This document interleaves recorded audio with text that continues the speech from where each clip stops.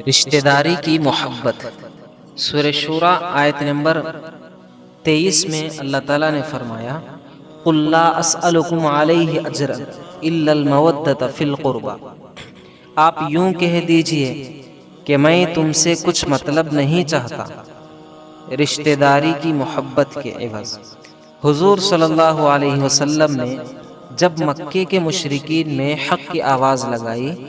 اور بغیر معاوضہ اور تنخواہ کے دین کی دعوت دی تو اہل مکہ نے جن میں بہت سے آپ کے رشتہ دار بھی تھے، بجائے یہ کہ آپ کی رشتہ داری کا لحاظ رکھتے اور صلح رحمی سے پیش آتے، آپ صلی اللہ علیہ وسلم کی مخالفت اور ایذار ثانی میں لگ گئے اور ساری قرابت داری کو بالائے طاق رکھ دیا اور دشمنی میں لگ گئے۔ اللہ تعالیٰ نے آپ کو حکم دیا کہ اے پیغمبر صلی اللہ علیہ وسلم، آپ ان سے کہہ دیجئے کہ میں تم سے اور کچھ معاوضہ نہیں چاہتا، ہاں اتنا تو چاہتا ہوں کہ تمہارے دلوں سے رشتہ داری کی جو محبت غائب پارہا ہو وہ محبت تو تم میں آ جائے۔ میں چاہتا ہوں کہ رشتہ داری کے جو تعلقات میرے اور تمہارے درمیان ہیں ان کے حقوق کا تم کم از کم خیال رکھو۔ کیا رشتہ داری کا یہ حق نہیں کہ مجھ سے دشمنی نہ کرو اور میری باتوں کو اطمینان کے ساتھ سنو؟ حضور صلی اللہ علیہ وسلم چونکہ قریش کے ایسے کنبے سے تعلق رکھتے تھے کہ اس کے ہر ذیلی خاندان سے آپ کا رشتہ قائم تھا، حضور صلی اللہ علیہ وسلم نے ان سب سے یہی فرمایا کہ تم مجھ سے رشتہ داری کی مروت اور محبت کا معاملہ کر کے بغیر کسی ایذار رسانی کے اپنے درمیان رہنے دو اور میری حفاظت کرو۔ اگر تم میری اتباع سے انکار کرتے ہو تو تم سے جو میرا رشتہ ہے اس کا پاس و لحاظ تو رکھو، دوزخ کی آگ سے بچائیے۔ اللہ تعالیٰ نے اس کے بعد سورہ تحریم آیت نمبر 6 میں فرمایا یا ایھا الذین آمنوا قوا انفسکم واہلیکم نارا وقودھا الناس والحجارۃ علیہا ملائکۃ غلاظ شداد لا یعصون اللہ ما امرہم ویفعلون ما یؤمرون۔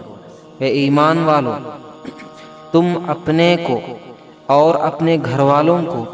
دوزخ کی اس آگ سے بچاؤ جس کا ایندھن آدمی اور پتھر ہے، جس پر تندرست اور مضبوط فرشتے متعین ہیں جو خدا کی نافرمانی نہیں کرتے، کسی بات میں جو ان کو حکم دیتا ہے اور جو کچھ حکم دیا جاتا ہے اس کو بجا لاتے ہیں۔ انسان کے دل میں اللہ تعالیٰ نے فطری طور پر اپنی اور اپنے اہل و عیال کی محبت ڈال دی ہے۔ اسی محبت کی بنا پر انسان اپنے آپ کو اور اپنے اہل و عیال کو ہر ایسی چیز سے بچاتا ہے جو ایذار اور تکلیف دینے والی ہوتی ہے۔ باپ اگر اپنے بیٹے کو دیکھ لے کہ وہ آگ کی طرف اپنا ہاتھ بڑھا رہا ہے تو باپ اپنے بیٹے کو پکڑ لے گا اور اس آگ سے بچا لے گا۔ اسی طرح اگر بیوی کا قدم کسی گڑھے یا کنویں کی طرف بڑھ رہا ہو اور وہ اس گڑھے اور کنویں سے واقف نہ ہو تو شوہر اپنی بیوی کو پکڑ لے گا اور اس میں گرنے سے بچا لے گا۔ ایک وہ انسان جس کی نگاہ دنیا تک محدود نہیں بلکہ اس کی نگاہ آخرت کے نفع نقصانات پر بھی ہو، وہ چاہے گا کہ وہ اور اس کے اہل و عیال آخرت کے نقصانات سے محفوظ و مامون رہیں۔ یہی وہ فکر و احساس ہے جس کی ترغیب قرآن مجید کی اس آیت میں دی گئی ہے کہ اے ایمان والو، تم اپنے کو اور اپنے گھر والوں کو دوزخ کی آگ سے بچاؤ۔ مادہ پرست لوگ صرف دنیاوی نقصانات سے بچنے کی تدبیر بناتے ہیں، اس کی تدبیر کرتے ہیں، اس کی فکر کرتے ہیں، دنیاوی نقصانات تک محدود ہوتی ہے، مگر جن لوگوں نے اپنا رشتہ روح سے جوڑ لیتا ہے، جو اپنی روحانیت کی ترقی میں رہتے ہیں، ترقی میں رہ کر وہ اس فکر میں رہتے ہیں کہ میں اور میرے اہل و عیال دوزخ کے عذاب سے بچ جائے۔ اس فکر کا نتیجہ یہ ہوتا ہے کہ وہ اپنے آپ کو اور اپنے خاندان کو اور اپنے دوست و احباب کو ان برائیوں سے دور رکھتے ہیں جن سے اللہ نے بچنے کا حکم دیا گیا ہے، اور بھلائیوں کی ترغیب دیتے ہیں۔ اگر جو آدمی اپنے خاندان کو، اپنے دوست و احباب کو برائیوں سے نہیں روکتا، برائیوں سے نہیں بچاتا، دین اس تک پہنچا ہے، اس کو ان تک نہیں پہنچائے گا، تو یہ کل قیامت کے دن اللہ تعالیٰ کے سامنے جواب دہ ہوگا، اللہ کو اس کا حساب دینا پڑے گا۔ اس لیے